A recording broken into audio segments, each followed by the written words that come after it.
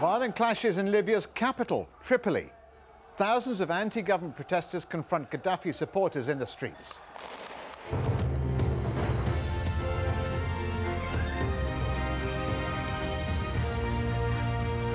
We're getting reports of heavy violence in Tripoli as doctors in Benghazi say more than 250 people have died there in protests.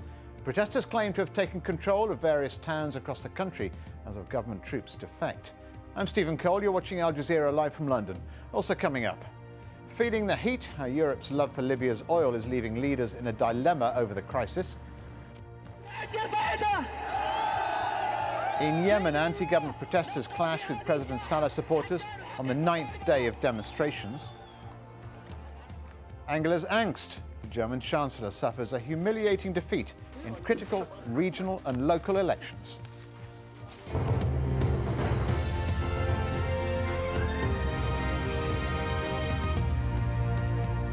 Clashes have broken out in Libya's capital, Tripoli. Witnesses say there are disturbances around the centre of the city, and there are reports that troops, tribes, and even a Libyan envoy are joining the anti-government protests around the country. In the eastern city of Benghazi, scene of the biggest protests and the most brutal crackdowns, members of an army unit say they've defected. They claim to have liberated the city from troops supporting leader Muammar Gaddafi. Imran Khan has more on the day's events in the country. The streets of Benghazi on Sunday, a building burns. Just hours earlier, Ahmed, an eyewitness, describes the scene. A lot of gun artillery and a lot of gunshots were heard. I cannot put you can hear it right now, but 5 minutes ago it was really loud and clear. And also on the south side, which is 3 kilometers south of the army barricade, which is the police academy, it's burning now. It's definitely burning, big black smoke coming out. In the morgue, one man takes a last look at his relative and murmurs he was not armed. Also from Benghazi, this video claims to show what protesters believe is a mercenary, a hired killer, contracted by the Libyan regime to attack demonstrators.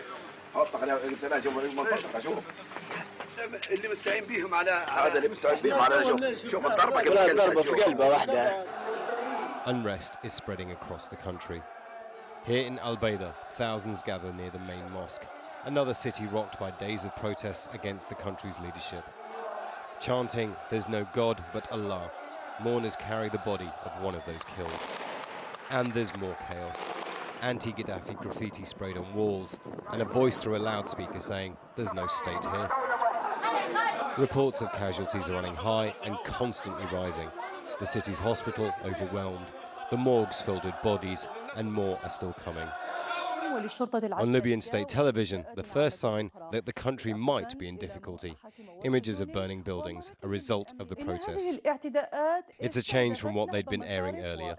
No mention of any anti-government protests, instead showing supporters of the Libyan leader on the streets of Tripoli. But while thousands remain on the streets in various cities across the country, it's becoming harder and harder to ignore their calls. Imran Khan, Al Jazeera. Ahmed Attia is a political activist in Benghazi, and he described the situation there. Now I am inside the court together with the demonstrators. The situation here is that Benghazi has fallen into the hands of the demonstrators. In fact, it has fallen into the hands of all Benghazi people.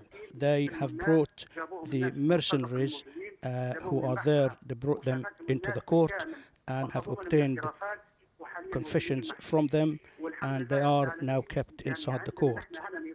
Praise be to God, we have great system here. People are acting shoulder to shoulder, they are cooperating. Thank God there has been no theft. For example, banks are protected by the people. People are also protecting public places and commercial shops. Everybody is protecting them. Everything is 100% fine. Earlier we spoke to Sadiq Al-Gharian, a prominent Muslim scholar in Libya, who described the situation. He's since been arrested. But before that happened, here's what he told Al Jazeera. It is horrible. One cannot believe that this sort of thing could happen in our country. Most of those involved are mercenaries from Africa and from within. And now there is an airlift between Tripoli and Benghazi to transport these mercenaries and their ammunition. Tripoli and all its suburbs should come out simultaneously so that this bloodshed can be stopped. It is the duty of every Muslim to do what's necessary to stop this bloodletting. It is horrible massacre. I also want to address the Libyan tribes. There are reliable news that weapons is being distributed on their young men with the intention of reviving a tribal infighting. Earlier we spoke to an eyewitness in Tripoli who described what he saw in the Libyan capital. Unfortunately, we are late. We have been late from the Green Square because these people use live ammunition, and of course people cannot resist live ammunition. We reached to the gates of the square, but they got us out of the gates of the square. There must be some kind of security meetings at the moment because the Green Square is devoid from security people and from any movement. People are refusing to sabotage and cause any damage. Everyone wants to get into the square. US State Department spokesman P.J. Crowley has issued a statement about the situation. He said, "The United States is gravely concerned with disturbing reports and images coming out of Libya. We have raised to a number of Libyan officials our strong objections to the use of lethal force against peaceful demonstrators. Libyan officials have stated their commitment to protecting safeguarding the right of peaceful protest. We call upon the Libyan government uphold that commitment."